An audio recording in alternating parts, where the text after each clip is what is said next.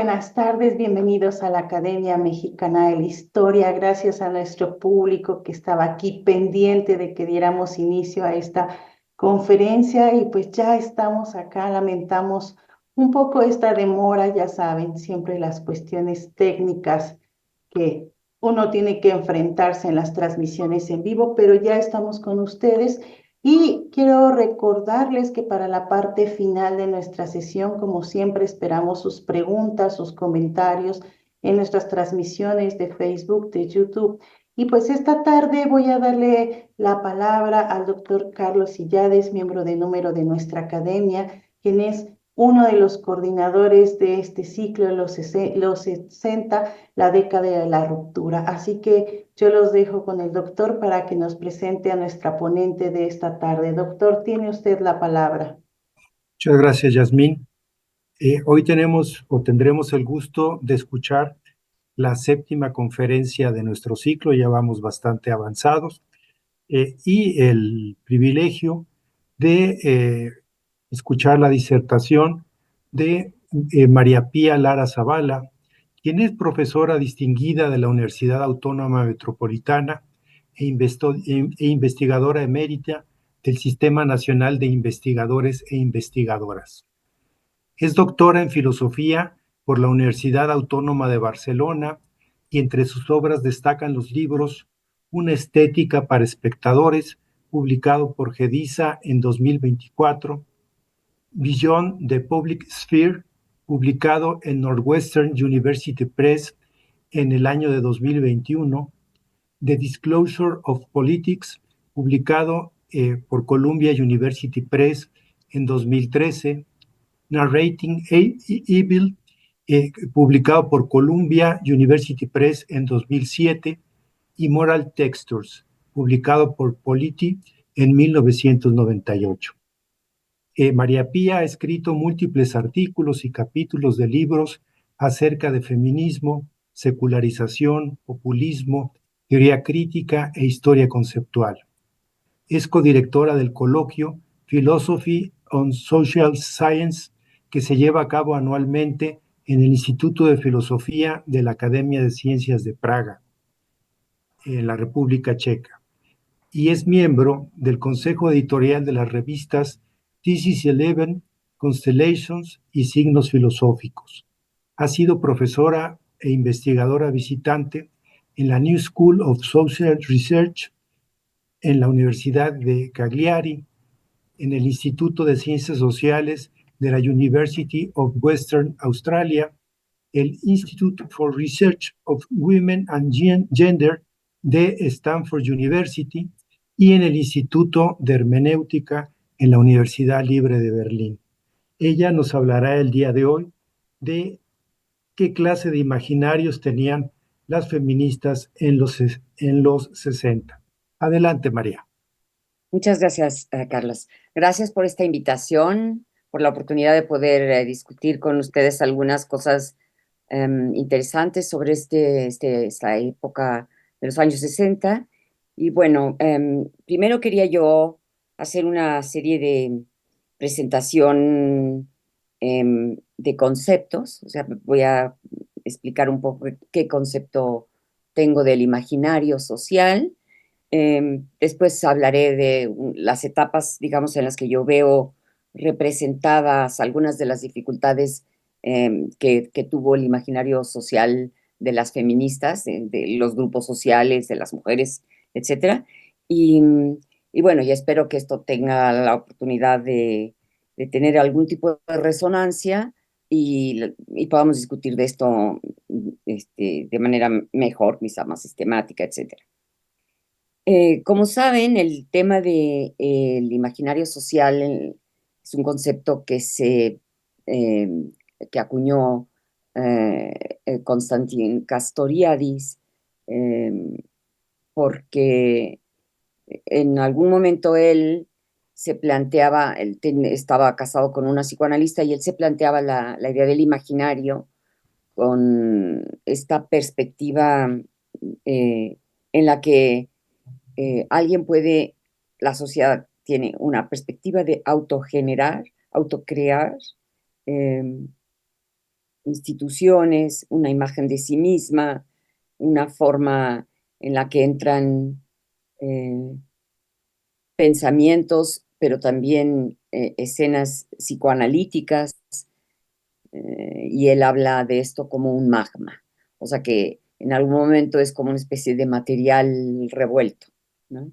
Y yo después, muchos años después, Charles Taylor publicó un pequeño librito que se llama también El Imaginario Social, y él estaba tratando de proponer eh, que en el imaginario tenemos también, o sea, esto que llamamos imaginario, es una especie de territorio en el que aparece sobre todo, por ejemplo, valores, los valores que tenemos, los deseos, las aspiraciones. Esta era más o menos la perspectiva que él utilizaba, muy centrado en la idea de la modernidad, es decir, que en el momento en el que somos seres autorreflexivos, somos también capaces, por un lado, de concebirnos con cierto tipo de aspiraciones y deseos, y sobre todo a lo que él se dedicaba más en ese pequeño libro, era a la conexión que tenemos entre, digamos, alguna idea de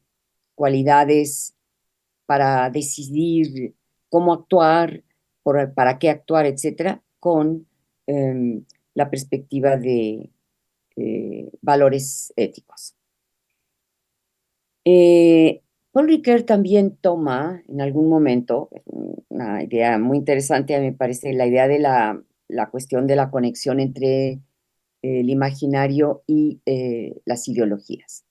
Él no concibe una separación, digamos, así radical, porque la gente, una vez que Castoriadis tuvo esta idea de hablar de este imaginario como una forma colectiva de imaginación, em, a diferencia de, por ejemplo, de la articulación de la imaginación como facultad. Una vez que Charles Taylor la ve también como una facultad y la ve también como una cosa colectiva, antes de todo, Ricoeur había puesto la idea de que para el imaginario es esencial la imagen, porque de ahí viene el término imago, ¿no? Y cuando nosotros tenemos el concepto de ideología, yo no voy a referir al concepto de ideología como falsa conciencia, sino en la forma más simple posible, la ideología como una forma de representación o una forma de autorrepresentación, que sería lo mejor. Entonces tenemos la parte de Castoriadis, que es la parte de cómo creativamente emergen formas de autorrepresentación que pueden incluir la parte psicoanalítica. Tenemos la parte de Taylor que incluye la dimensión de los deseos y de los valores que están articulados en nuestra dimensión ética, también colectiva, y la parte de Ricoeur, que es decir, que no se separa enteramente el imaginario de esta idea de autorrepresentación de la sociedad sobre sí misma.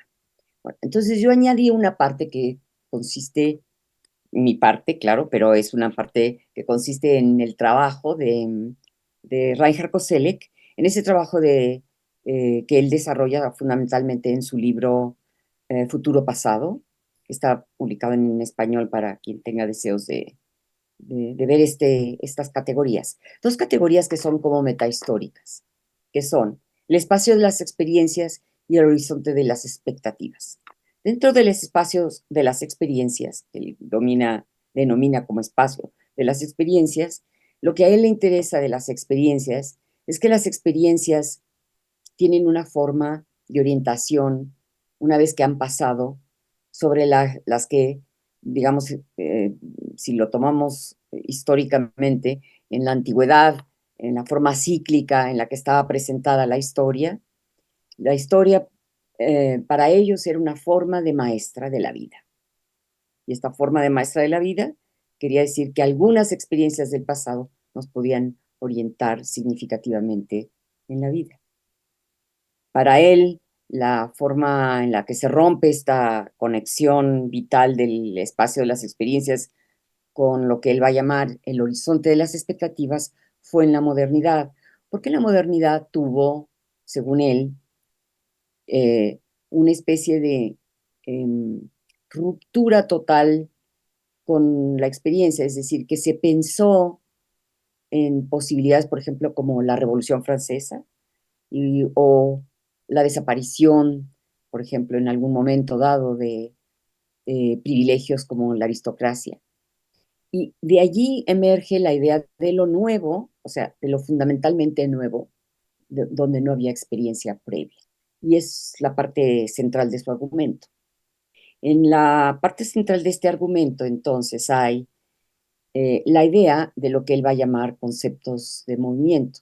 Estos conceptos de movimiento, para darles dos ejemplos importantes, él pone a Kant con la idea de republicanismo, en donde obviamente la idea de república es una idea de la antigüedad en Roma, pero en el momento en el que Kant asume el republicanismo como un movimiento, como un concepto de movimiento, él eh, piensa en este concepto como la posibilidad de poder llevar a cabo la institucionalización de esta república en los tiempos modernos, y entonces es una especie de guía de la acción.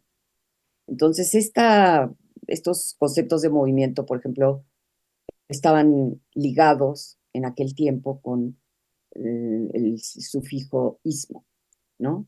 Republicanismo, socialismo, liberalismo, etcétera. Entonces, para él lo que hacía que las experiencias antes estaban muy articuladas, como la orientación profunda, en la modernidad, en cambio, em, lo que avanza muchísimo en la perspectiva imaginaria es el futuro, el cambio, lo nuevo, ¿no? Entonces yo introduzco a estas formas conceptuales de las que he hablado, de Castoriadis, de Taylor, de Ricoeur, introduzco esta idea que me parece muy interesante de Koselleck, sobre el espacio de las experiencias y el horizonte de expectativas, porque creo que eso es definitivo también de experiencias de generaciones, de cómo las generaciones también crean, por un lado, sedimento, o sea, hay cosas que se sedimentan, entonces las experiencias vividas del pasado pueden ser en algún momento orientadoras de algo, y cómo, digamos, toda la parte moderna empieza a girar en torno a proyectos que antes no existían. Bueno, ahí es donde yo enmarco precisamente la entrada de la ruptura que supone en el imaginario de las mujeres en los años 60. ¿Por qué? Bueno, porque em, no solamente, digamos, este momento de los 60 coincide con movimientos que son simultáneos, o sea, hay por primera vez desde los años 50, como declara Eric Hobsbawm en la era de los extremos, una entrada masiva de estudiantes mujeres a las universidades. Eso es muy importante. Esta entrada de las mujeres masivas, entrada masiva de las mujeres a los estudios de formación profesional, permite la posibilidad de efectivamente generar un cierto tipo de expectativas que no había antes. Quiero ejemplificar esto con la famosa novela de Annie Ernaux, que escribió en aquel momento.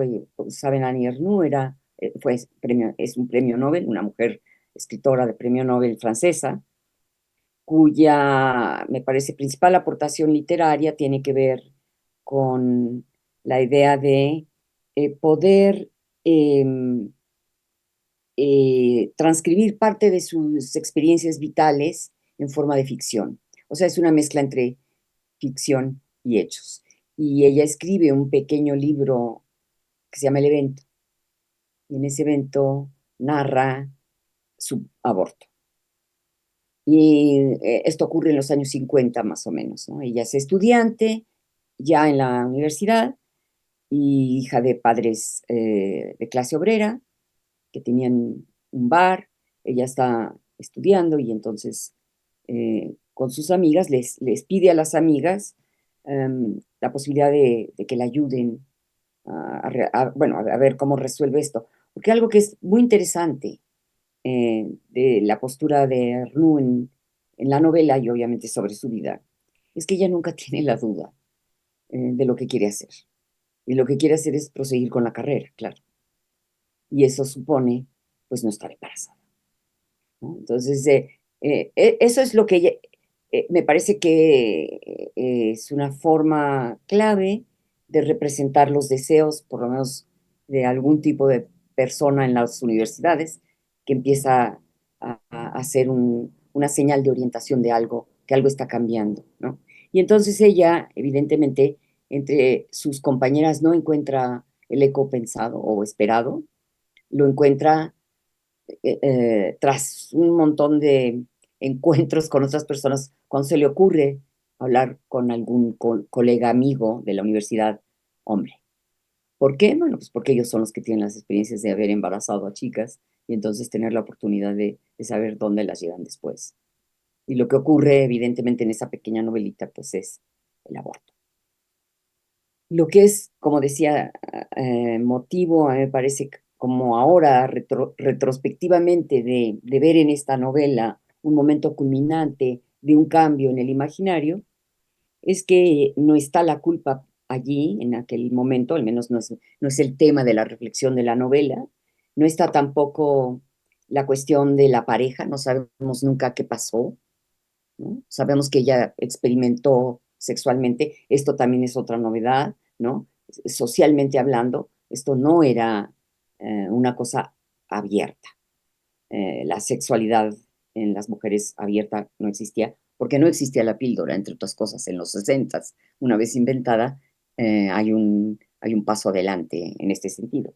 Entonces, lo que es evidente del resultado de esta pequeña novelita es que ella puede regresar a la universidad sin haber, bueno, sin haber tenido que hacer algo, digamos, puesto de manera trágica, pero al mismo tiempo de haber visto la reacción de colegas suyas, amigas, etcétera, no de ayuda, sino del opuesto, ¿no? Entonces ella representa una especie de personaje singular. Entonces, yo diría que en Francia sería muy interesante fijarnos eh, que un gran porcentaje de mujeres entraron en las universidades, que también coincidía con la posibilidad eh, de pensar en el aborto como un derecho. Esto tampoco fue fácil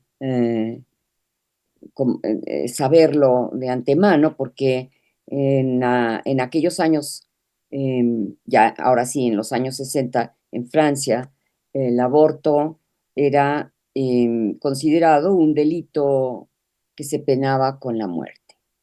Eh, Obviamente, en el momento entonces en el que Simone de Beauvoir, junto con otras varias mujeres, firmaron el manifiesto esto se publicó en el año 1971, el manifiesto de las 343 mujeres que declaraban que habían abortado, fue, me parece a mí, otro de los momentos sintomáticos de este cambio de la perspectiva del imaginario que desembocó, liderado por obviamente Simone de Beauvoir, en el artículo que publicaron en los periódicos, en el Nouvel Observateur, de hecho. Se llama Un appel de 304 femmes, publicado en el Nouvel Observateur en 1971. La pieza ocupó un lugar central en la revista, exigiendo la legalización del aborto, que en aquellos momentos obviamente era ilegal en Francia, y la parte primordial de esto, como en el libro de Anier, ¿no? Es aceptar públicamente que todas estas mujeres que firmaban el manifiesto habían tenido un aborto. Entonces, esto, yo todavía lo recuerdo vívidamente, esto fue sintomático, ¿no? Esto pavimentó el camino para que años después, en el 74, la ministra Simone Weil llamara a este acto o a esta eh, a esta forma de combatir, lo llamara el paso a la legalización del aborto, que luego se conoció como el Acto Weil, de Simone Weil, que fue finalmente aceptado como ley en diciembre de 1974, ¿no? Este manifiesto obviamente estaba escrito de mano, por Simone de Beauvoir, que indicaba que era terrible que las mujeres tuvieran que acudir a este procedimiento de manera ilegal, cuando era un procedimiento relativamente sencillo que se realizaba, si se realizaba en las condiciones adecuadas, podía resultar perfecto para la salud de ellas, ¿no? Ella también era firmante, ahí exacto, ahí están las fotografías de Simón en la manifestación. Ahí la ven a ella en el centro. ¿Quiénes más firmaban? Aquí aparecen muchas actrices, entre ellas conocidas seguramente por ustedes: Catherine Deneuve, Delphine Seyrig, pero también Marguerite Duras, Violette Leduc.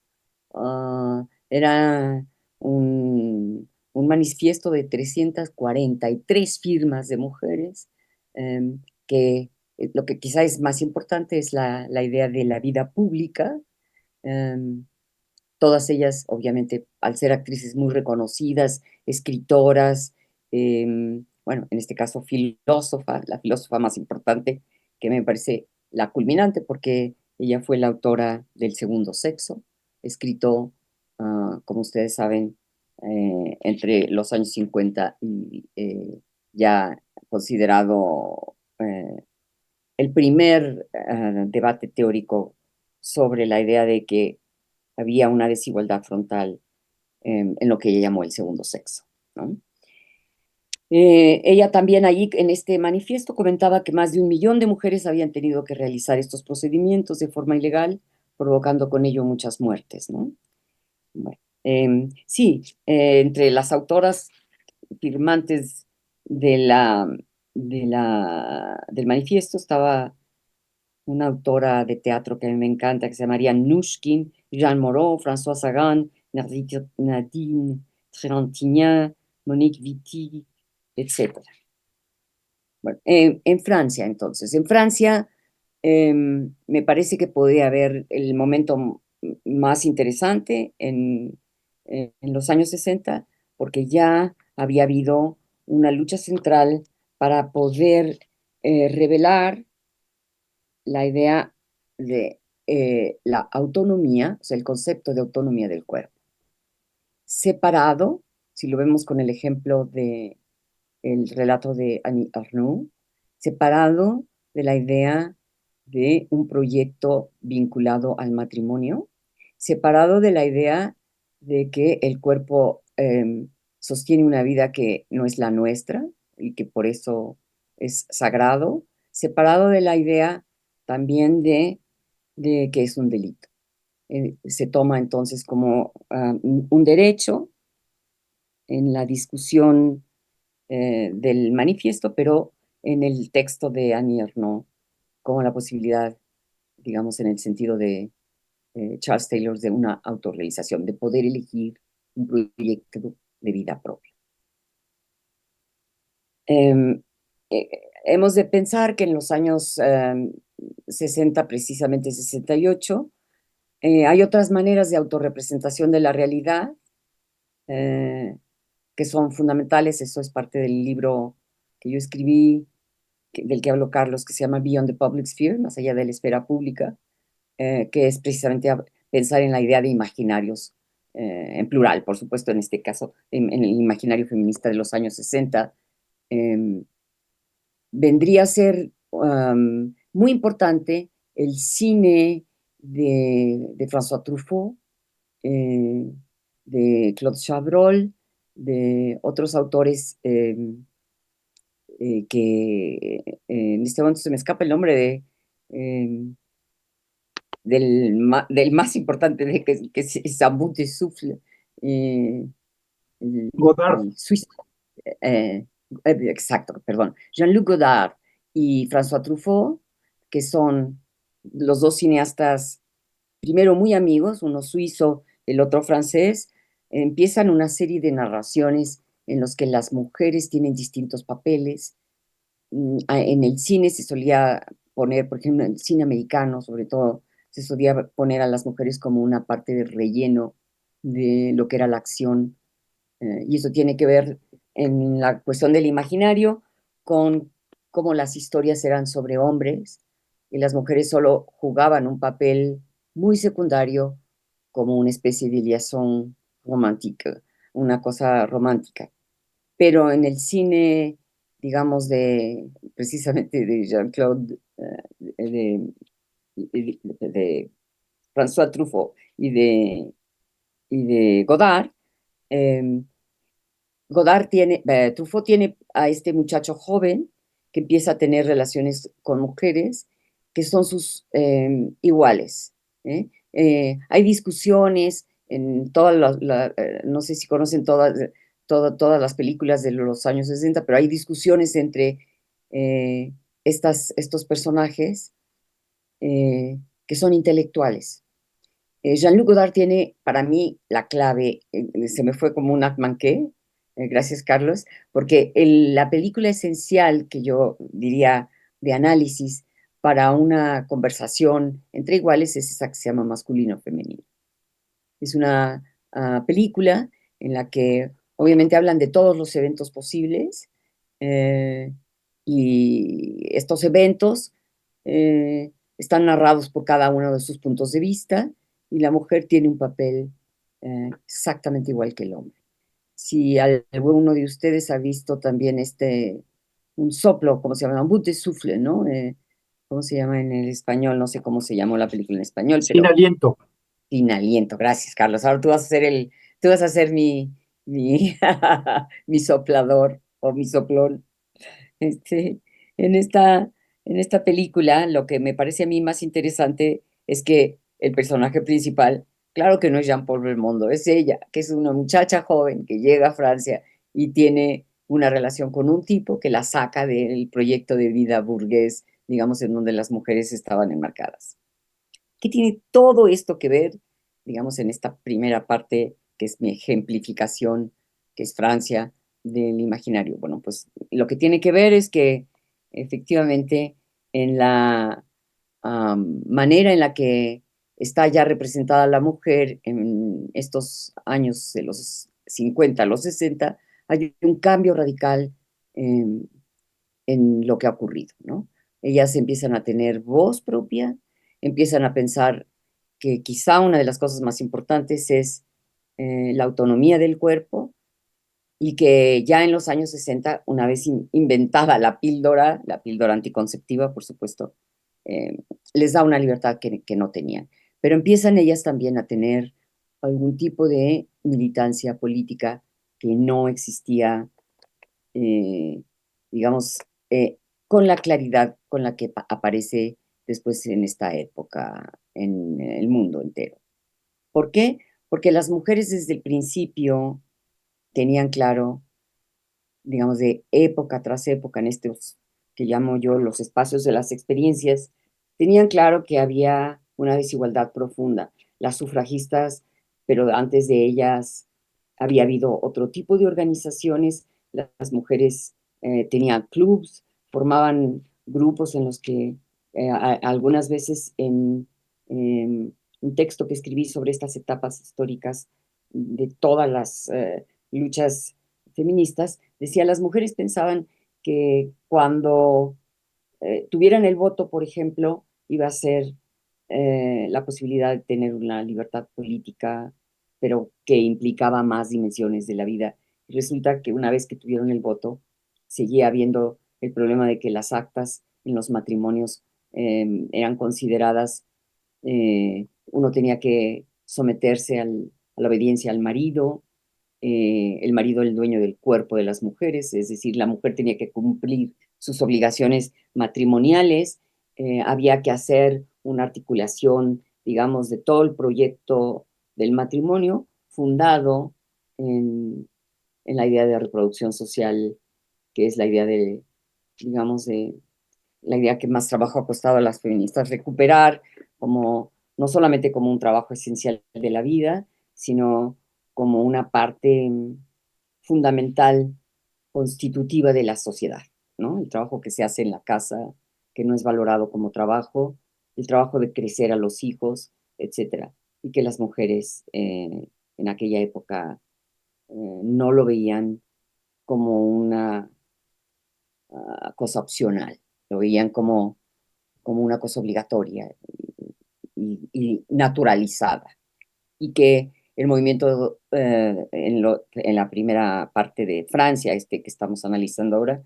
hace claro que la vida de las mujeres necesitaba el reconocimiento del derecho al aborto, el de la libertad sexual, el deseo de poder estudiar, etcétera. Y esto va cambiando poco a poco la forma de organización social de las mujeres. Curiosamente, las francesas después, a la larga, estuvieron siempre más interesadas en señalar las diferencias entre hombres y mujeres. Es decir, una vez que empezó a ver verdaderamente el desarrollo del pensamiento feminista, ellas estaban más interesadas en la idea de las diferencias. Y esto ya no compete a los 60, por eso no voy a entrar ahí, pero quería aclararlo fundamentalmente. Bueno, ustedes tienen aquí en los cuadros que estoy mostrando también de representación, la primera participación de las mujeres votantes como candidatas de agentes políticos en México, que sucedió el 12 de febrero del 47 en las elecciones locales, y luego hasta el 3 de julio del 55, cuando las mujeres en México votaron por primera vez en una elección federal. Pero ahora hay una película que les recomiendo muchísimo que habla sobre este tema de la votación. Obviamente que todos conocemos que uno de los movimientos más acentrados, importantes, radicales sobre la idea de la votación de la mujer fueron las sufragistas en Inglaterra y en Estados Unidos. Pero la película es italiana y se llama Siempre habrá un mañana, y la autora, directora y actriz se llama Paola Cortellesi. Está ahora ya funcionando, me parece que en varias plataformas. Y es efectivamente la película más extraordinaria que he visto sobre la idea de considerar la participación política como algo esencial. Claro, con la fantasía de que el voto nos va a traer la posibilidad de decidir sobre muchas otras cosas más, lo que no fue cierto, pero en la película, y no quiero avanzar más sobre ella para los que no la hayan visto, pero en la película lo que es verdaderamente asombroso es que es el momento en el que culminante, digamos, de ella decidiendo ir a votar, es el momento central en el que ella se constituye como independiente del hombre. Pero esto ya es como un anacronismo, en el sentido en el que esta película ocurre supuestamente en los albores de la posguerra en Italia, de la Segunda Guerra Mundial, y donde efectivamente, como aquí en el 55, las mujeres están por primera vez decidiendo que van a ser sujetos políticos. Bueno, creo que el otro relato muy interesante del cambio está en los Estados Unidos.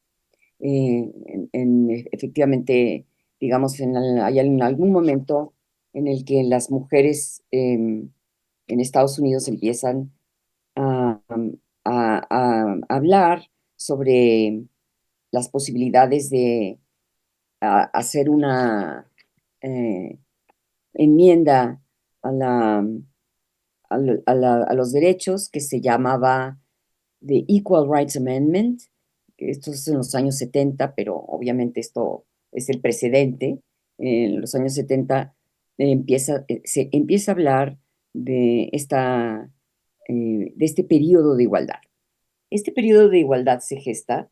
Aquí hay varias, digamos, posibilidades de cómo plantear qué fue lo fundamental que llevó a estas mujeres a pensar en esta enmienda. Hay mucha gente que dice, por ejemplo, una historiadora amiga mía, Joan B. Landes, que dice que el motivo fundamental en el que las mujeres se inspiraron para pensar pensarse como movimiento político fue la batalla de los derechos civiles en los Estados Unidos, liderados por Martin Luther King.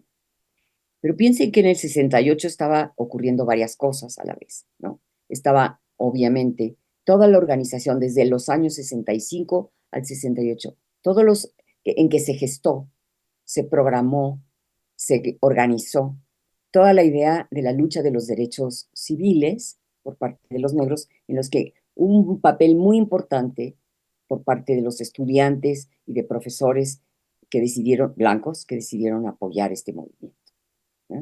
Mi propuesta es que den una mirada a un documental, porque parte de mi idea del imaginario es que todo esto son autorrepresentaciones de la sociedad. Uno que se llama The Eyes on the Prize. Ahora se puede encontrar en todas las plataformas, o sea, los ojos en la presea o en el premio, ¿no? ¿Por qué? Porque van analizando en qué consistió esta lucha por parte de la gente que trabajaba para los derechos civiles. ¿En qué consistió esta organización? Obviamente ustedes saben perfectamente bien que una de las cosas es que había antes de eso la ley Jim Crow, que era la separación entre blancos y negros, donde los blancos no podían, perdón, los negros no podían entrar a sitios de los blancos o por la misma puerta, etcétera, ¿no?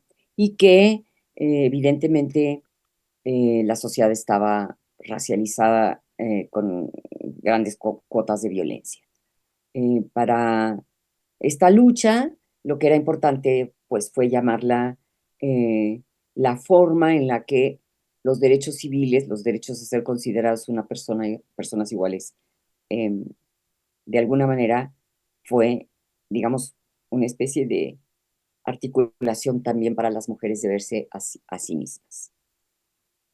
Es muy interesante porque si ustedes ven quiénes son las lideresas en los años 60, o las líderes, mejor dicho, ¿no? En los años 60 de la vida de las feministas, nosotros conocemos ahora, por ejemplo, a algunas de ellas. La principal fue el relato de Betty Friedan, le dicen Friedan, ¿eh? No crean que soy mala pronunciándolo, le dicen Betty Friedan, que como ustedes saben, ella escribió un libro desde el punto de vista de ella como ama de casa, y fue una especie de un relato muy crítico sobre el papel de la mujer como ama de casa y las frustraciones que ella tenía. Una de las cosas muy interesantes de esta perspectiva es que ahora hay trabajo hecho por parte de las feministas como eh, Silvia Federici, y que ha trabajado la idea del momento en el que las mujeres en la historia dejaron de ser independientes antes de entrar en la modernidad, donde fue, digamos, la persecución de las brujas, etcétera, donde estas mujeres que eran supuestamente las brujas, había habido un momento muy importante donde ellas eh, eran las que atendían los partos, eh, ayudaban a las mujeres a tener hijos o al revés, etcétera, etcétera, y que en el momento en el que la modernidad empieza a entrar y hay una especie de articulación de la familia patriarcal, la mujer se hace, digamos, el rol de la mujer se convierte en un rol de domesticación.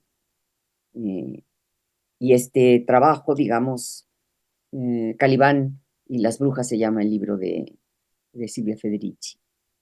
Bueno, esto está asociado con Betty Friedan, porque evidentemente en algún momento las mujeres que tenían que atender la casa, etcétera, clase media, son las primeras en establecer de pronto su disgusto sobre la vida que esto significaba, ¿no? Ya en ese momento había habido también el trabajo de Gloria Steinem, que era una periodista a la que siempre le daba, el periodismo en Estados Unidos estaba muy diferenciado en términos de género. Los hombres firmaban los artículos, las mujeres hacían la investigación, y cuando había una mujer que quería hacer algún tipo de periodismo, como es el caso de ella, le daban cosas como de cocina o moda, esta cosa que se llama la domesticación de la mujer, en las palabras de Silvia Federici.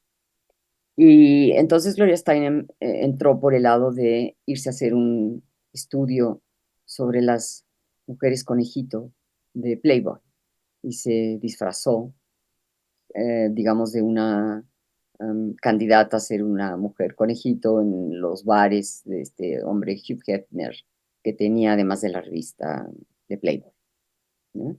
Entonces ella, Betty Friedan, Bella Abzug y una serie de autoras negras, de entre las que yo destaco a Shirley Chisholm, porque ella fue la primera mujer que se propuso como candidata a la presidencia de los Estados Unidos en esta época. Y obviamente, además de ser negra, era imposible pensar que esto pasaría.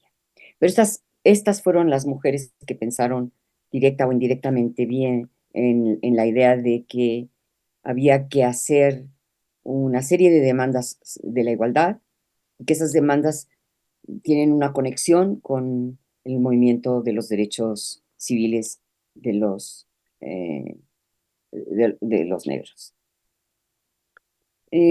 Decía que mi amiga John Landes ve la similitud entre lo que pasó con la forma de organización y la forma de las mujeres de no solo apoyar al movimiento de los derechos civiles, sino de ellas convertirse en agentes, en personas capaces de considerarse, hoy diríamos, actoras, ¿no? Actores políticos.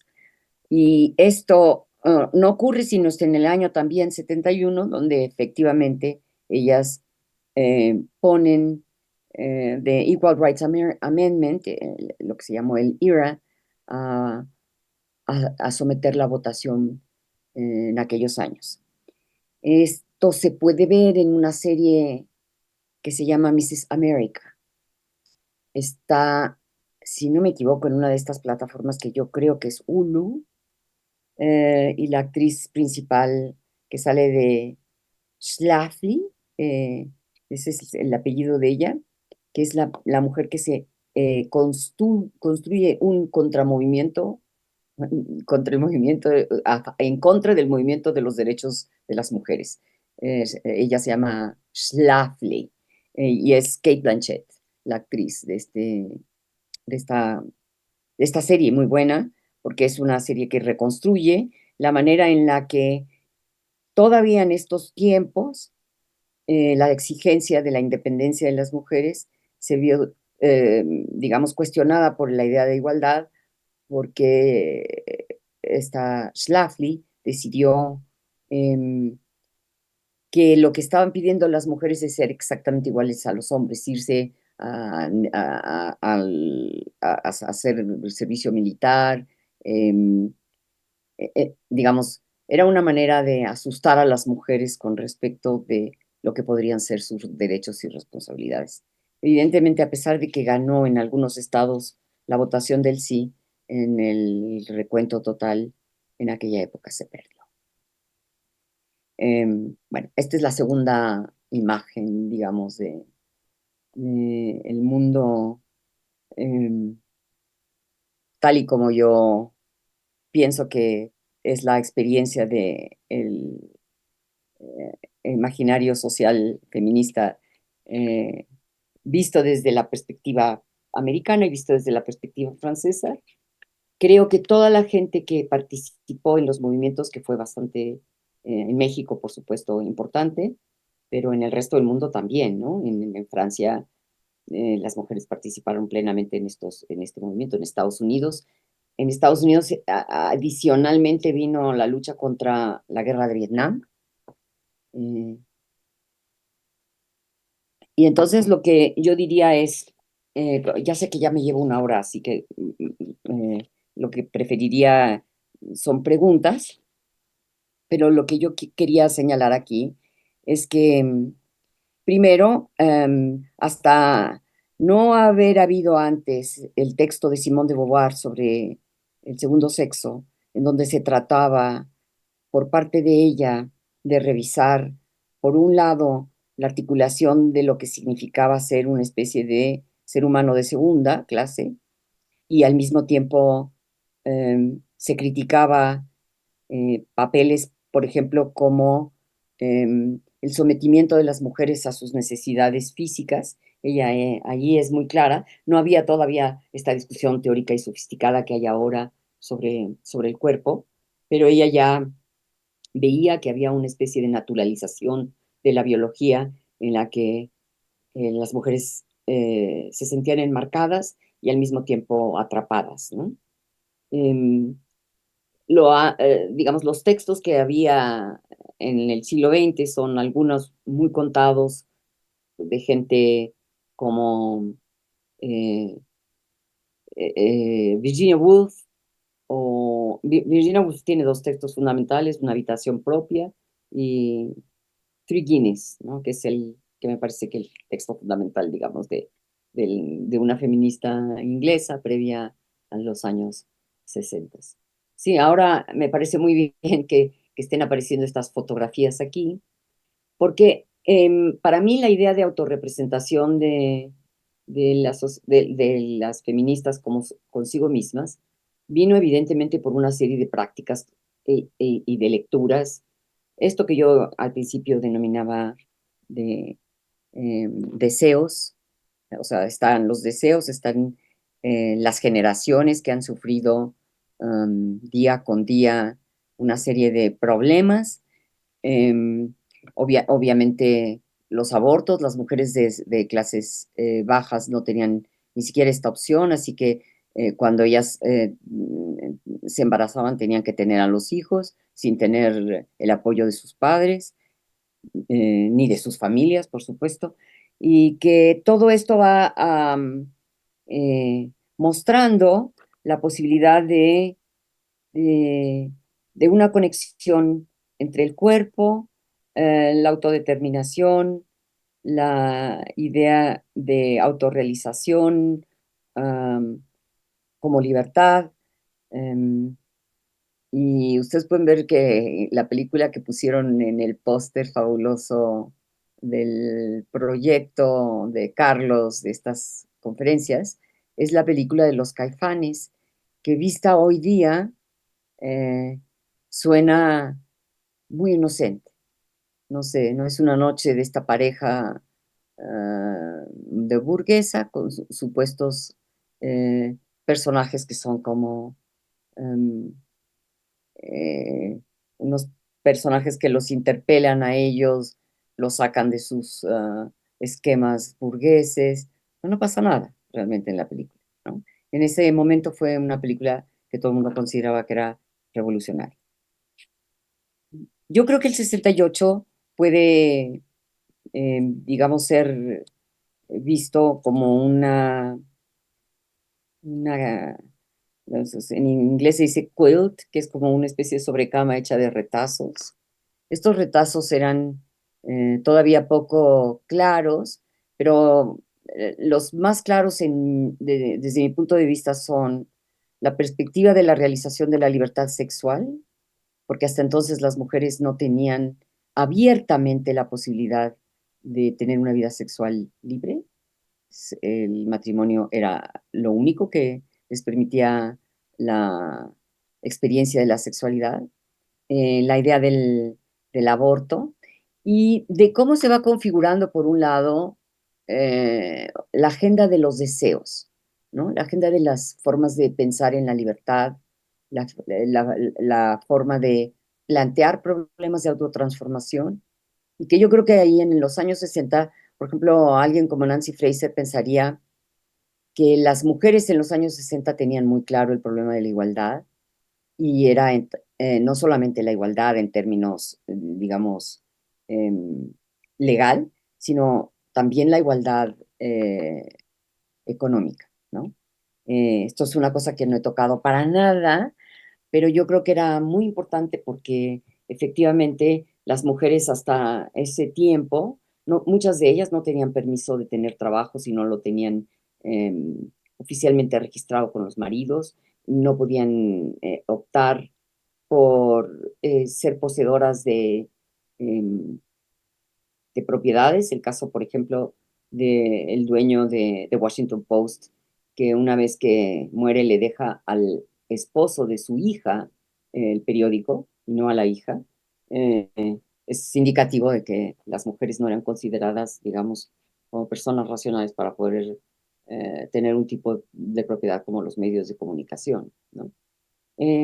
Entonces, yo diría que asociado con el derecho a este tipo de libertades está fundamentalmente que las mujeres intervinieron por primera vez en los proyectos en las universidades. Es decir, que al entrar a la universidad convirtieron, o sea, se transforma radicalmente el espacio el horizonte de expectativas, ¿no? Este horizonte de las expectativas, el que hablaba yo, es nuevo, o sea, en el sentido coselequiano, nada en la experiencia de las mujeres de los años anteriores había sido, digamos, el resultado que ellas esperaban, o sea, ni el derecho al voto, ni antes otro tipo eh, de revoluciones o otro tipo de actos había tenido algún tipo de consecuencia real hasta los años 60. Pero es verdad que si tuvo alguna conexión importante en algunos lugares, considero que eh, hay dos ejemplos que son los que he dado hoy, que es Francia y Estados Unidos, pero que también ocurrió en Italia, ¿no? Y que en México, obviamente, eh, no solamente era importante, sino era fundamental la cercanía que había con los Estados Unidos. Quiero decir una sola última cosa sobre esto. Eh, es eh, el derecho a la educación, bueno, la posibilidad de tener educación universitaria, la píldora, la simultaneidad de otros movimientos sociales enormemente reivindicativos de algo que hasta entonces no había sido cuestionado, eh, permite construir por primera vez a las mujeres una agenda política. Esto para mí es lo central de un imaginario social, la autorrepresentación como grupo en el que se pueden realizar y cristalizar, eh, digamos, reclamos que tienen que ver con la transformación radical de la sociedad, de una o de otra forma. Bueno, pues creo que eso sería más o menos lo que presentaría hoy de manera muy improvisada. Gracias, María. Vamos a esperar un momento a que vayan llegando las preguntas para írtelas leyendo. Bueno, mientras digo una cosa, mientras se ve, la parte de los retazos, que yo quiero hacer como la colcha de los retazos, es de qué manera algunas imágenes literarias, em, cinéfilas o de películas, de luchas plurales de otros grupos, de posibilidades, digamos, de activar eh, algunas de estas perspectivas de las mujeres se unen en, en lo nuevo, en lo que para Koselleck sería efectivamente el horizonte de expectativas, y era un horizonte de expectativas que en este sentido es totalmente moderno. Moderno, ¿por qué? Porque no había habido nada parecido hasta los años 60. Ahí, doctor Illades, ya nos llegó una pregunta. Vamos a empezar, si quiere, con ella. Perfecto. Escribe Osvaldo Barrera.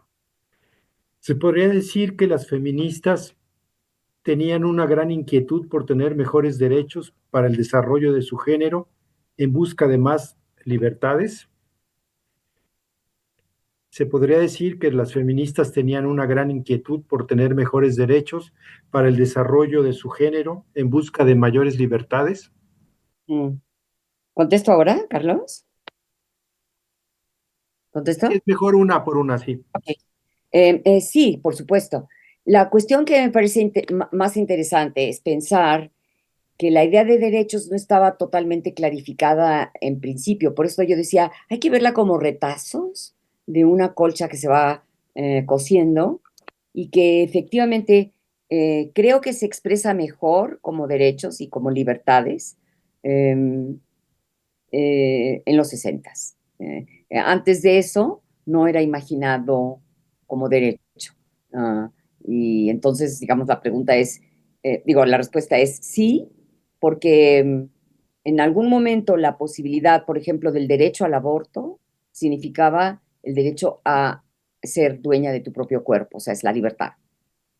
Y al ser dueña de tu propio cuerpo también hay esta otra libertad que es esencial y que nunca fue nuestra, que era, por ejemplo, el derecho a experimentar la libertad como sexualidad, ¿no? Que es una parte de lo que le interesaba también a de Beauvoir, en el sentido, Simone de Beauvoir, el sentido en el que para ella el tema del segundo sexo estaba ligado a, terriblemente a la parte, digamos, del cuerpo, pero en términos de limitación. O sea, no puedo experimentar sexualmente o no puedo experimentar totalmente sexualmente porque me embarazo, ¿no? O no puedo porque no se casan conmigo. O sea, hasta ese momento no había habido esta idea de libertad en el sentido de incluso de autorrealización, ¿no? O sea, de exploración, por ejemplo, que hoy a las jóvenes eso es algo muy conocido, de la exploración del deseo como sexualidad, o sea, de ser eso la posibilidad de condición de posibilidad de disfrute. En lo que se va animando el público, a mí me gustaría hacerte dos preguntas desde mi ignorancia. Digamos, la primera, como historiador, situar en perspectiva el feminismo de los 60. Es decir, de manera muy esquemática, yo supongo que hay mucho más sutilezas en el planteamiento.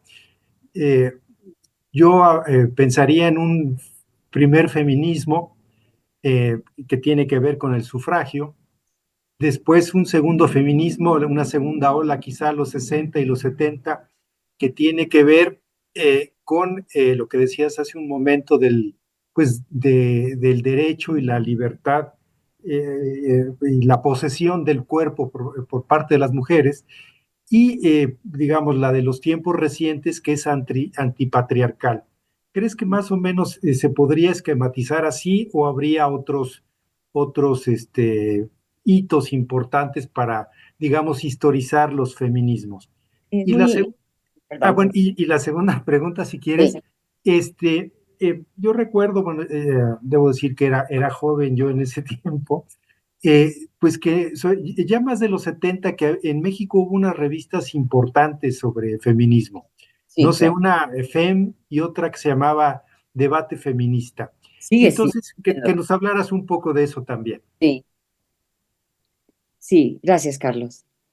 Mm, bueno, yo cuando Carlos me invitó a las conferencias pensé que algo muy importante que no se había hecho antes era poder mostrar algunas de las tesis en términos de películas y de libros. Y perdónenme que haya utilizado eso, pero ojalá y después lo pueda ir desarrollando mejor de una manera que esta conversación y estas preguntas me sirvan para poder hacer algo más sistemático. Pero yo diría que sí, que digamos en el siglo XX empieza por el sufragio, porque el feminismo, digamos, um, siempre es, yo, yo creo que puedo ser actor político, ¿no? Y necesito ser un actor político. Y pasa en los años 60 a ser más el reclamo de la igualdad, en el sentido que nosotros somos iguales a los hombres, como se planteó en Estados Unidos. Pero fíjate que las francesas querían derechos como la primera pregunta que respondí, pero ellas se van por el feminismo de la diferencia. Es decir, que en aquel momento lo que ellas querían no era querían el reconocimiento de ser actores políticos, pero no en base a la igualdad, sino en base a decir, porque nosotros somos diferentes, nuestros cuerpos son diferentes, ustedes han dicho que somos menos. Entonces, la idea, digamos, inmediata fue el feminismo de la igualdad y el feminismo de la diferencia. Y el feminismo, digamos, va desarrollándose posteriormente en términos de una separación fundamental que es Judith Butler, que es entre sexo y género, que permitió, digamos, una teorización todavía más brutal, si ustedes quieren, de varias cosas que ella trajo a la luz. Por ejemplo, el tema del poder, o sea, que las mujeres, por ejemplo, que los seres humanos en general estamos sometidos a veces por deseo propio. Por ejemplo, eso fue una de las cosas que ella, con Freud, con otros autores, en Foucault, ella trabajó. Pero también la idea de que por qué la mujer tiene que ser heterosexual, ¿no? O por qué el sexo puede ser también una manera de normativa. Así que yo la vería esa parte, digamos, como entre la que tú mencionas y la antipatriarcal. Creo que el feminismo de ahora, la más radical, el más radical, digamos, feminismos, ¿no? Sí, hay una perspectiva antipatriarcal, pero ¿eso qué quiere decir? Bueno, depende, pero para mí lo que es interesantísimo del antipatriarcal es que uno tiene ya aprendido una revolución cultural que se dio, digamos, con las cosas de Butler y otras, que quiere decir que primero había que diferenciar entre sexo y género y luego decir algunas cosas como qué significa el cuerpo y la soberanía, por qué estamos todos sometidos, por qué queremos estar sometidos en una relación emocional, ¿no? Porque es el papel de la mujer, etcétera. O sea, esas son todas cosas exploradas por ella y todo eso viene en el feminismo más antipatriarcal, viene diciendo, bueno, es que todas las culturas han construido sistemas binarios. ¿Qué significa aquí el sistema binario? Hacer una diferenciación entre lo racional, el hombre, lo emocional, la mujer, o sea, toda esta perspectiva. Y después, culturalmente hablando, ir encontrando, si tú quieres, efectos estructurales, eh, ¿no? Las narrativas siempre escritas por hombres en las religiones, donde las mujeres son siempre las culpables, desde Eva hasta eh, la caja de Pandora. La caja de Pandora es un ejemplo muy interesante porque Pandora es una mujer que destruye al hombre como Eva, ¿no? Y si hoy estábamos hablando en mi clase de la Malinche, y la Malinche, o sea, ir radicalmente sobre esta idea antipatriarcal es dejar de ver a la Malinche como la traicionera. Es que Gloria Anzaldúa defiende esta idea de que la Malinche, bueno, no era esclava, pero ella, según esta reconfiguración simbólica del papel de ella, es que ella hizo lo posible primero, ella no ayudó nada porque los aztecas estaban dominando a otros grupos y de todas maneras esto iba a ocurrir en un sentido o en otro, digamos, mientras que ella tenía que sobrevivir de alguna manera. Pero bueno, esta es la defensa de... Y yo te diría que o sea, termino esto diciéndote que gracias a que en estos momentos hay una reacción tan grave con respecto al feminismo, diríamos que sí, que hay en este momento los Trump, los Orbán, que están prohibiendo no, los estudios feministas, los estudios culturales, etcétera. Todo, bueno, y todos estos jóvenes que se sienten ahora amenazados por los feminismos y porque las mujeres son dominadoras y todas estas cosas, es una reacción a la representación, por lo menos, autorrepresentación del feminismo como fundamentalmente antipatriarcal, cuestionando, digamos, ideas de masculinidad muy, muy firmes y profundizadas psicoanalíticamente, ¿no? y luego de nosotras, de las revistas de México, ¿no? FEM fue una revista realmente muy interesante porque fue como la revista americana de MIS, ¿no? Es MS, es decir, quitar la en Mises o Miss, que, pues, dejaron el MS, ¿no? Y esa revista, Gloria Steinem es una de las, digamos, fue una de las directoras de esa revista, era para tratar de llegar a públicos lo mejor, más directamente posible, menos, digamos, una cosa de revistas académicas, más, y FEM fue en ese sentido aquí revolucionaria, porque no era exactamente Miss, pero era una revista en donde ya había un grupo de feministas muy articuladas, pero querían hablar de todo. Y querían que esta revista saliera, pues como las revistas de Plural o esto, pues son revistas que son especializadas, pero que llegan a amplios públicos. Este era, ¿no? Y bueno, creo que la parte más terrible es con el secuestro de Alain de Fopa, que era uno de los miembros fundamentales de esta revista. Debate Feminista es todavía una revista. Ya no la tiene Marta Lamas, que realmente era quien le dio ese carácter tan, bueno, de activismo, me parece. Lo que cambia radicalmente la de ella es que no es solamente una revista teórica sobre problemas, sino una revista que pretende además estar en el momento de la discusión feminista, ¿no? Que asume no solo, digamos, la parte muy teórica de todas las discusiones, porque feminismos hay muchos. Esto es lo que, ¿no? Hay una pluralidad de posturas teóricas feministas. La cuestión es ver qué es lo que realmente importa, ¿no? O sea, ¿en qué momento estamos viviendo ahora? Por ejemplo, en España en estos momentos, me parece algo absurdo a mí, ¿eh? Está toda esta cosa de muy esencialista de pensar que las trans no pueden ser parte de nuestros reclamos y entonces, por ejemplo, a Judith Butler, cuando le dieron el doctor honoris causa en la Universidad Complutense, le empezaron a gritar y boicotearon uh, su presentación y fue muy agresivo.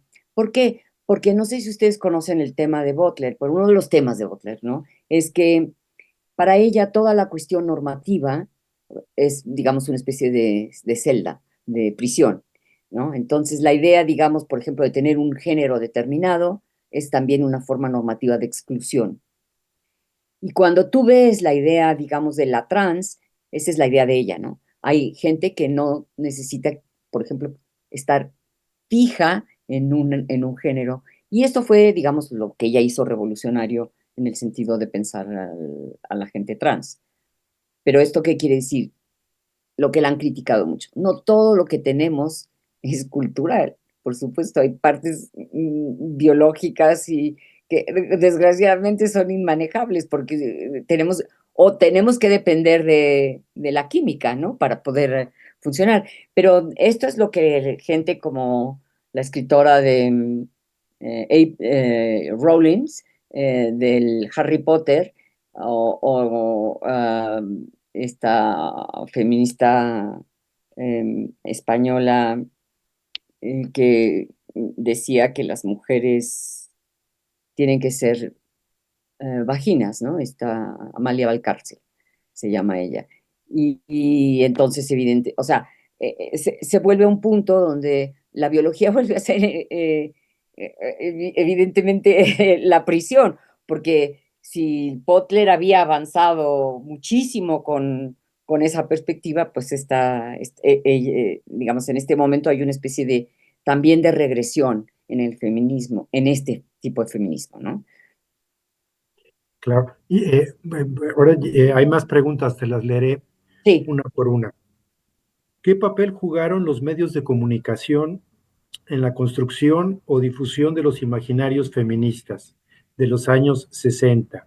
¿Cómo explorar la relación entre cultura de masas y pensamiento feminista de la época? Esto lo dice Irma Cervantes. ¿Puedes repetir la segunda parte de la pregunta?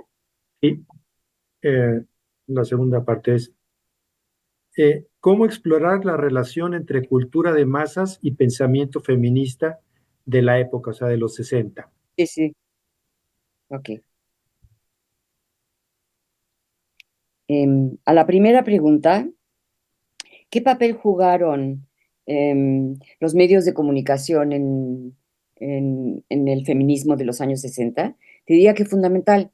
Y me alegra muchísimo que me hayan hecho esta pregunta porque a veces creo que cuando no tengo las cosas escritas puedo ser rambling en lo que quiero decir, pero yo no sabía muy bien cómo hacer el programa de radio, es solo falta de experiencia, pero aquí ella me permite explicar mejor la idea de lo que María Mies y Silvia Federici. María Mies es una feminista alemana y Silvia, como suena su nombre, Mies, ¿no? Tiene un libro que se llama Feminismo Patriarcal, Antipatriarcal. Y ella explica la posición de lo que llaman en inglés, que me costó mucho trabajo a mí pensar en una palabra alternativa en español, que es wifeization, la domesticación, yo le puse, porque es como convertir a una mujer, digamos, en el sentido de sus prácticas institucionales, en una mujer eh, consumidora como esposa. Es exactamente lo que ella, María Mies, dice que es la wifeization. Y esto se ve muy bien en los años 60. ¿Quiénes son las mejores compradoras de batidoras, de lavadoras, de cómo tener tu casa limpia para que llegue tu marido y darle un cóctel, vestida muy elegante después de haber estado todo el día trabajando, con la limpieza, de hacer la cena para los chicos, en fin, toda esta cosa que se constituyó entre los 50 y los 60, lo podemos ver en los programas de televisión, ¿no? Por ejemplo, estas series de televisión que había, el papá lo sabe todo, ¿se acuerdan? De algunos de ustedes de estas series, muy afincados, la serie de Dick Van Dyke, donde salía Mary Tyler Moore como la esposa. Todas estas figuras son las figuras creadas por la opinión, digamos, de estos medios, fundamentalmente de la televisión, en donde se construye institucionalmente a la mujer como la principal consumidora capitalista. Y este es consumidora, digo, en realidad importante, ¿eh? Porque se la pasaba limpiando y se trataba entonces de meterle productos, incluso de belleza, etcétera, a partir de los anuncios de televisión, de las telenovelas americanas que son de soap operas, que se pasaban en las mañanas, ¿no? Aquí en México se pasaban en las tardes, porque entonces las esposas ya habían terminado de trabajar y se trataba entonces de que ellas y sus madres vieran las telenovelas. Y este tipo de cosas es a lo que ella llama efectivamente la idea de la constitución de la mujer como la receptora, digamos, del papel principal del capitalismo, que es el consumo. O sea, que son esenciales lo que pasó económicamente hablando. Y piensa que lo mismo, digamos, es el cine, nada más que el cine yo el cine lo veo potencialmente más contrastado. O sea, yo creo en el cine, ¿no? Creo que hay cine que se puede hacer incluso eh, con teléfonos celulares, como esta película entre el israelí y el palestino que hicieron No Other Land en Cisjordania para documentar de alguna manera cómo usualmente van los colonos junto con el ejército a destruir las casas de los palestinos en Cisjordania con la total idea de empezar a echarlos de ahí, ¿no? O sea, en el caso de las mujeres en los años, digamos, 60, el cine americano estaba todo clavado en las películas de James Bond, en películas de aventuras en donde ellas jugaban un papel muy secundario. Y creo que la primera película, si no me equivoco, que yo me acuerdo de haber oído una polémica enorme con respecto de la cultura industrial, en donde era una mujer que se llamaba La Mujer Descasada, se llamaba la película, y el tema era ella la crisis post-matrimonial, ¿no? Y fue muy importante porque se discutía muchísimo, porque era una ruptura, fue una ruptura en términos de la narrativa. Las narrativas, y con esto termino, es que las narrativas, digamos, las mujeres feministas, Carlos, culturales de los años 80, construyeron mucho una especie de vocabulario preciso de análisis de narrativas, de películas, por ejemplo, de Hitchcock, que están todas en clave, por ejemplo, en clave del voyeur, en clave del esa película que se llama Vértigo, donde él construye a la mujer tal cual él quería a la otra. O sea, todas estas películas fueron muy importantes para las feministas, para describir una serie de cosas que tenían que ver con el dominio, con la dominación. Y una de las cosas centrales es las formas narrativas utilizadas con las que ellas empezaron a desglosar la cuestión del héroe, ¿no? El héroe siempre es masculino y el héroe es el que salva, como en los cuentos de Cenicienta, de Blancanieves. O sea, siempre tiene que haber una especie de relato en donde el hombre salvaba a la mujer. Y aquí, en esto, o sea, a partir de los años 70 en adelante, empieza a romperse esa forma narrativa y empiezan a haber unas historias muy diferentes. En el caso de Francia, realmente son Truffaut y el que se me olvida, se saben de la... Hogar. sí. No sé por qué hoy tengo ese problema con él, pero es psicológico porque ellos tuvieron una relación afectiva tan importante y a mí me parece que el que sabía realmente narrar historias era Truffaut y el otro, claro, fue un revolucionario en el cine y demás, pero no era, digamos, se peleó con Truffaut, pero no era, no supo agradecer en la amistad y hay una película sobre ellos dos, no me quiero perder, pero lo que iba a decir yo es que yo tengo películas en la cabeza sobre romper con figuras típicas de la figura de la esposa, eh, que son películas fabulosas, como esta película de Jean Moreau, donde tiene dos parejas, dos personas que están enamoradas con él. Ahora se me escapó el nombre, pero es, digamos, una especie de revolución. Los franceses construyeron una especie de revolución con el cine en los papeles de las mujeres, y especialmente eh, cuando el cine empezó a ser escrito por mujeres y dirigido por mujeres. Muy bien, seguimos, que hay varias preguntas todavía. Eh, ¿Cómo dialogaba? Pregunta Silvia Martínez, ¿cómo dialogaban estos imaginarios por usted expuestos con otras luchas sociales contemporáneas, como las luchas anticoloniales o los movimientos estudiantiles? Tal vez lo dijo, pero por favor, si es necesario, ruego volver a mencionarlos. Es decir, cómo hoy llegar a una reflexión sobre intersecciones y contextos políticos. Me hace una pregunta súper interesante, la verdad. Yo creo que la mejor manera, ella me ha dado la respuesta, la mejor manera de ver el tipo de interconexión que hubo entre el feminismo de los 60 y la lucha de los derechos civiles de los negros en Estados Unidos es verla bajo el marco teórico del interseccionalismo y que está representado no solamente por, digamos, la mayor parte de la gente conoce a Kimberly Crenshaw como la que acuñó el término, pero en verdad el interseccionalismo fue parte de las luchas de Angela Davis, una autora evidentemente feminista negra que trabajó con la teoría crítica, especialmente en Alemania, y que regresó en el momento de esta lucha de los derechos civiles. Ella no fue, digamos, cercana de Martin Luther King, sino de los Panteras Negras.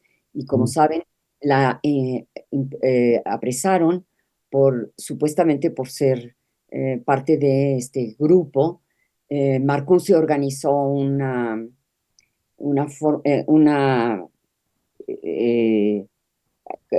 campaña para sacarla de prisión, y ella estaba totalmente convencida de la interseccionalidad del problema, por ejemplo, de los negros, porque quienes más sufren en este tipo de situación, pues eran las mujeres negras, que podían incluso ser golpeadas por sus maridos, etcétera. Pero por el otro lado, ¿no? O sea, era imposible imaginar la vida de los negros sin imaginar de qué manera han sido acusados por crímenes de antemano, de violación cuando ellos no son los culpables, y que ocupan números increíblemente altos en prisiones norteamericanas, tan sospechosamente altos que tendrían que hacernos pensar que obviamente es un problema racial, y lo sabemos por todas las cosas que ha pasado con George Floyd, y, o sea, que el problema interseccional es la forma de pensar en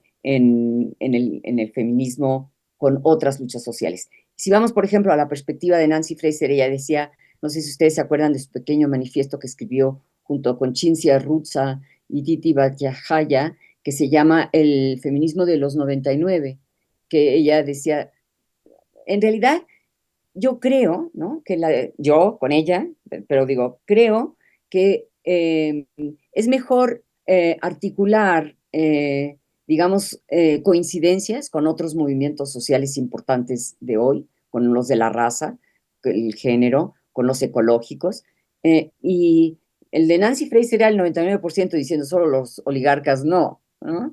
Pero yo para mí pensaría que eh, el reclamo del punto de vista de las negras, en el momento en el que yo, por ejemplo, presenté la parte de los 60s, evité, no sé por qué, pero a lo mejor porque no quería ocupar mucho tiempo, pero en particular ya las negras, con la fundación de la revista Miss, o sea, MS, la que hizo Gloria Steinem, había ya por parte de las negras una convicción de que lo que se trataba en la vida o en los problemas de las blancas no era el problema, digamos, como lo veían las negras.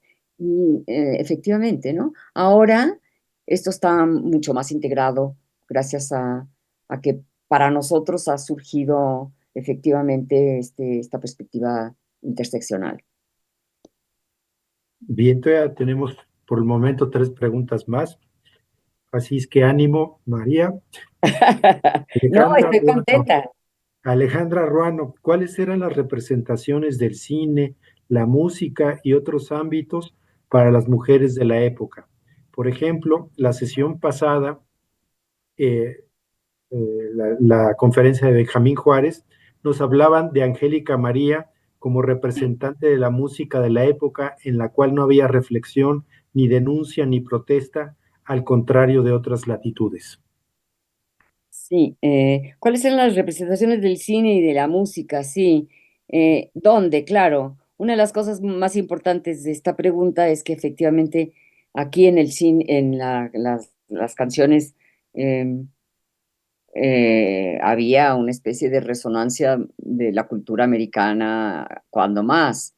Em, Así que yo creo que sí, era Angélica María, pero también, digamos, no encuentro, si se trata de México, no encuentro, digamos, un equivalente eh, como Joan Baez, y ahora viendo esta nueva película donde sale Chalamet, eh, que es una versión muy buena, digamos, del momento, yo diría que es increíble que la música.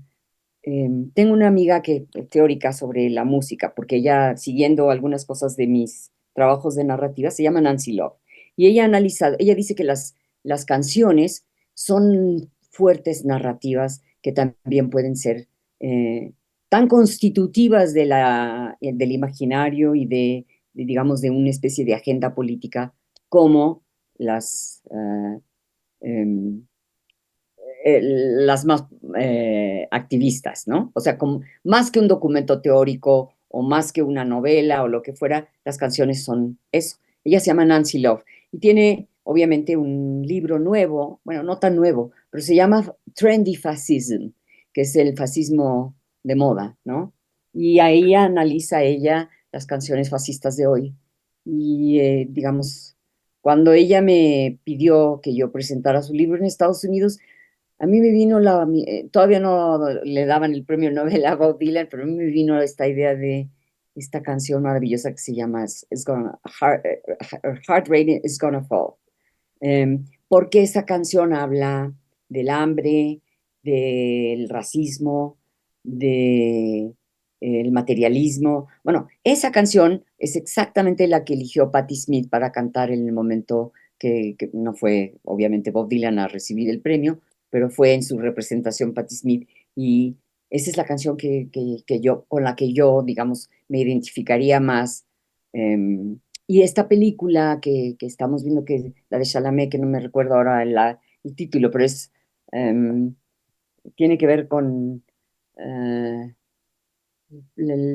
no importa, el título, la película sobre la vida de Bob Dylan, que a Bob Dylan le gustó, es una película en donde lo que se explora es la creatividad de él y evidentemente Pete Seeger es su contraparte, quien lo apoya, lo ayuda, etc. Pete Seeger es el maestro, digamos, de la música folk en Estados Unidos, que estaba muy arraigada en la clase obrera, con temas emancipativos, etc. Y, y una parte central, digamos, de la cultura folk es de qué manera se integran temas de carácter social en la música, ¿no? Y yo creo que esto aparece muy bien en la película. Nosotros no tenemos una cultura de haber hecho canciones de este tipo. La tienen los españoles. Yo creo que Joaquín Sabina es uno. No estoy muy contenta con lo que a él le gusta, pero estoy segura que habla a muchas personas, ¿no? Yo creo que feministas, hay muchas cantantes feministas ahora en otras partes. Aquí no sé si a lo mejor es más underground el asunto, pero hay algunas canciones que son, digamos, como imágenes claves de la emancipación. Una de ellas es esta famosa de Aretha Franklin, Respect, ¿no? El respeto, pero no creo que nosotros tengamos equivalentes de, digamos, de canciones. Y es tradición, ¿no? También, yo creo. Bien, pregunta Úrsula Pérez, ¿qué diferencias y continuidades usted percibe entre los imaginarios feministas sesenteros y los que articulan los feminismos actuales? ¿Cómo debemos pensar históricamente el movimiento y su evolución? Esta es otra de las preguntas que a mí me interesa muchísimo, porque yo introduzco en mi idea de imaginarios a Koselleck por una sencilla razón, porque digamos que yo pienso que las luchas feministas fueron aclaratorias de problemas. O sea, primero lo pongo en plural, no es una sola lucha, sino es muchos feminismos, ¿no? Y han ensayado con cosas, han ensayado con la diferencia, han ensayado con la igualdad, han ensayado con la diferencia entre género y sexo, han ensayado también con la idea de poder, han ensayado, o sea, estas propuestas, interseccionalismo, estas propuestas nos dan y amplifican la posibilidad de ver las luchas de una manera en donde yo pienso que son sedimentos. O sea, generaciones antes de nosotros, de los 60 en adelante, yo pensaría, llegaron a donde hoy estas chicas que son muchas, ¿eh? Mm, Creo que una de las primeras cosas que dice Marta Lamas en uno de sus últimos libros es ver el Zócalo lleno de distintos grupos de feministas, digamos así, masivamente, a partir de los 8 de marzo, que es como significativamente uno va viendo, sería impensable esto en los 60, absolutamente. Ustedes ya vieron algunas fotos de algunas de estas manifestaciones, obviamente, y estaban ligadas con otros movimientos, pero creo que lo que ha sido fundamental es que en este momento las mujeres, las jóvenes, ya no se lo cuestionan, son feministas, ¿no? Mientras que nosotros estábamos tratando de autodefinir qué era lo que constituía el tipo de batalla que queríamos dar, que es que estábamos pidiendo. Como decía la primera pregunta, ¿se trata de derechos o de libertades? ¿Se trata de autorrealización? ¿Se trata de proyectos de felicidad? ¿O se trata de algo como una diferente concepción de la libertad o de la igualdad, ¿no? Estas preguntas las hemos hecho las mujeres feministas y creo que la mayor aportación del siglo XX y XXI ha sido la aportación teórica de las feministas. Muy bien. La última pregunta de Andrea Luisa Domínguez. Usted disculpe que haga la pregunta de la siguiente manera. Tal vez hoy sea anacrónico o políticamente incorrecto, pero en la época, ¿qué tan diversos eran estos imaginarios en términos de clase, raza o sexualidad? ¿Se puede hablar de un imaginario dominante o hubo tensiones internas? No, esta pregunta es excelente. O sea, mis preguntas han sido lo mejor que he recibido en años. En serio. Sí, efectivamente, yo creo que digamos, los imaginarios también pertenecen a imaginarios de clase, de generaciones.